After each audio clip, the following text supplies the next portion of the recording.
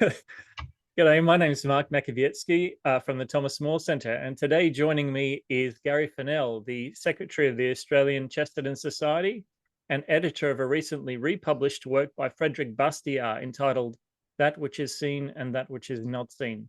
Gary, welcome. Oh, welcome. Thank you, Mark. It's great to be here. I'm pleased to be able to promote Frédéric Bastiat's wonderful book. Yeah, so it's recently published, 2024. And so, fresh off the press and ready to be bought. So I was hoping for our audience, could you summarize what the book is about? Yeah, it's basically a look at government policy, especially taxation policy, by a man who was intimate with French government policy in the 1840s till he died in 1850. He was a member of the French National Assembly, so he was very intimate with the French government's policies. But his background was interesting. He was raised by his grandfather and his auntie. He was employed, his first job was at his uncle's mill. So he has a lot of sympathy for the independent, hard-working, common people.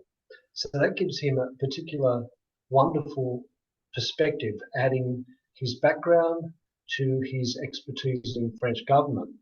Basically, in economic matters, he points out that there's two sort of effects. There's the effects that are seen and are very obvious, and they're the ones usually that are portrayed in the press and promoted by politicians. And then there's effects which are not seen and they're not so obvious, and they can be really important consequences. So he wants us to look with some foresight to try and see those less seen, less obvious consequences and make decisions where we take those fully on board and we understand what we're doing. So that's basically the reason for the title of the book, That Which Is Seen and That Which Is Not Seen. Now, to add value to the book, we've included a wonderful short essay called What is Government, where Bastiat offers 1,000,000 francs for a definition of government. And he deals with all the conflicting demands we make on government and looks again at tax policy and what government really does with our money from one point of view, from a good perspective, I think. We've also added a funny and facetious petition from the candle makers to the French National Assembly to have sunlight blocked from all French homes during the daytime because it was providing free and massive competition to their industry. So we included that because he looks at sort of tariffs and protection policies in an entertaining way. So that's basically a summary of the book and why Connor Court and I have worked to bring it back into currency. Great. Having read the book in preparation for our chat there, in terms of what he does more or less for those at home, I suppose he brings about numerous instances where he just kind of hammers home the point where the government taxes people, takes money out of their pockets, spends it and spruiks it, saying, well, we've just created with this 30 million francs or whatnot, we've created 70,000 jobs. And Bastiat, you would agree, is saying, well, you can say that, but that money that you've taken out of people's pockets was going into the economy anyway. And so it's a basic redistribution of wealth.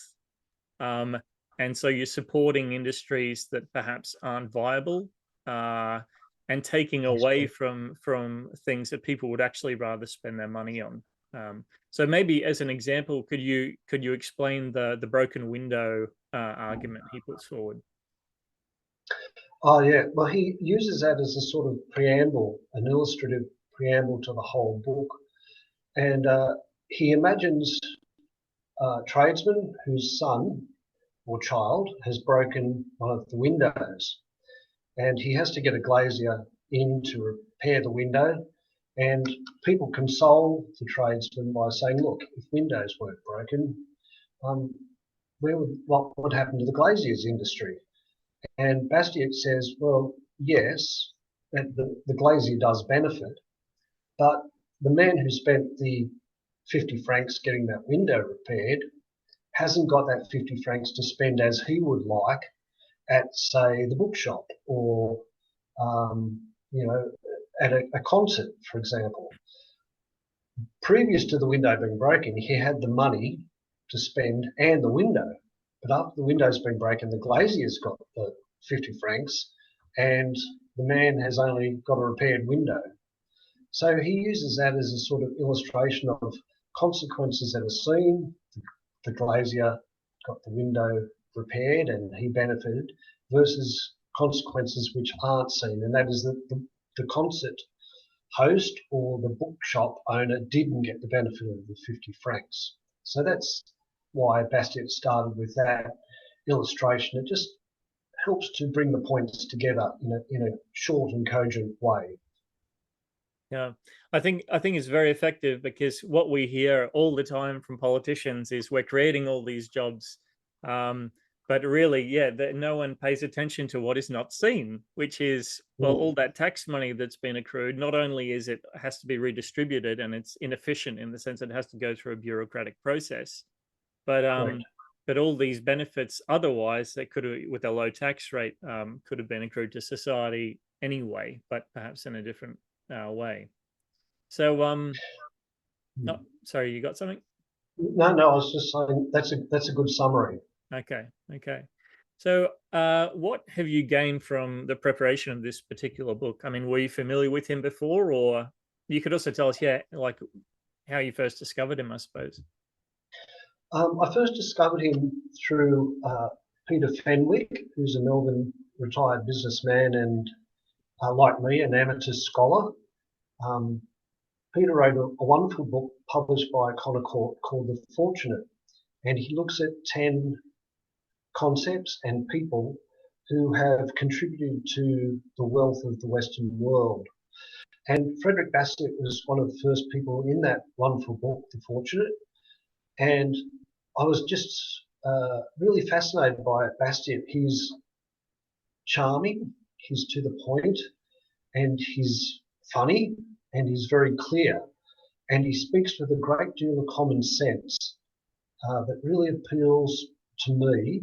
And it also gelled with everything that I'd learned when I put together The Hardest Path is the Easiest on the Hebrew wisdom literature.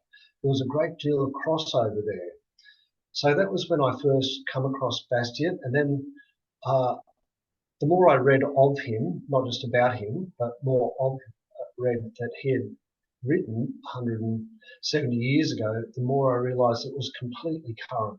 There is nothing antiquated about the concepts at all, and they need to be brought to the fore again to give us the sort of economic literacy that he possessed in bucket loads. Mm-hmm. Yeah, you said humor is an important part of the book. Could you tell us why you think that is? Well, in the wisdom literature, it says that pleasant speech aids persuasion. And Bastiat's speech is very pleasant. He's very amusing, but his humour is never nasty. He doesn't denigrate people. He ridicules ideas and false policies and silly principles, but he doesn't degrade people. And I really like that. I think that's an important distinction. Mm-hmm. He has a sort of yeoman, an independent small businessman called James Goodman, that he uses through the book as an example, to provide examples. And James Goodman's reactions to bureaucrats and politicians and silly policies provide some of the humour, because he realises I'm being bullied, or I'm being ripped off, or they're not even thinking this through. So the humour adds to the persuasion of the book, but it also adds just to the enjoyment of reading it. I think Bastiat would have been a fantastic person to have at a barbecue and share a beer with, and conversation. It would have been really good company to talk about lots of things. But he would have done in a witty but genial way. That's right, with a very strong French accent, I would imagine. No doubt. So I noticed that as the secretary for the Australian Chesterton Society, I thought it was kind of interesting because Chesterton is a distributist, and yet Bastiat you would call a free market liberal. And so I was wondering what points of connection you would see between their economic philosophies. Well, I think first to just clarify distributism a little bit, what that means is, um, well, it's the antithesis of big government and it's the antithesis of a few big businesses. So distributism champions mum and dad businesses, small businesses, the corner shop rather than Woolworths, local grocery store rather than Coles or Aldi's. And he wants wealth. Lots of people have a measure of wealth rather than seeing it concentrated in the hands of big business or big government. So we're not talking about wealth redistribution by the government. We're talking about a sort of organic society where people look after themselves and run their own businesses and accrue their own money. Bastiat is definitely for free enterprise. There's no two ways about that. He also said that we should trust the people, not the government. So that's a very Chestertonian view as well. Like Chesterton, Bastiat was a real champion of the common people. So they've got that in common. But Bastiat, like Chesterton, wanted lots of small businesses. He wanted lots of people to look after themselves and run their own businesses, not be taken over by chain stores, not be bullied by big government. So I think there's a lot of crossovers there. And again, when you study the ancient Hebrew wisdom literature, it's every man shall dwell securely in his own house under his own fig tree. There's that sort of sense that we're strong, independent, yeoman type figures who look after ourselves and our families, our friends and communities, and we generate our own wealth, and generally we keep our own wealth rather than seeing it shifted to big business or big government or the big welfare state. Very good. So one final question is, you're currently working with Connor Court to resurrect overlooked books which champion key aspects of Judeo-Christianity. Can you tell us more about the kind of books you have in mind? Yes, well, the next one, well, the first one we did was by an English biologist called St. George Mivart, and he was a champion of evolution with his colleagues, Charles Darwin and Huxley, but he broke from them because he thought atheist evolution made little sense compared to theistic evolution. And he put out an essay called The Evolution of Evolution, and we published that. And then the Frédéric Bastiat book is the second one in the series. Mm-hmm. And then the third one will be The Best of Edmund Burke. Now, Edmund Burke was like the godfather of conservatism in the Anglosphere. He was a parliamentarian for 29 years. He lived through the American and the French Revolution and all the upheaval and bloodshed there and chaos. And he wrote a book, or he wrote books and pamphlets and gave speeches to Parliament. And I've collected what I think is the best of those and put them into a slim book. And the former Member of Parliament, Kevin Andrews, who coincidentally was also a parliamentarian for nearly 29 years, wrote a wonderful foreword to that book. So I envisage that will be Philosophical Notes number 3.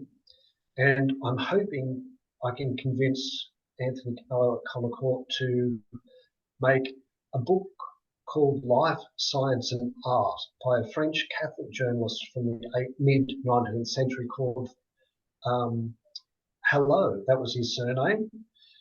And he wrote a defense of Catholicism, basically, or Judeo-Christianity in that time of real skepticism and the early stages of modernism.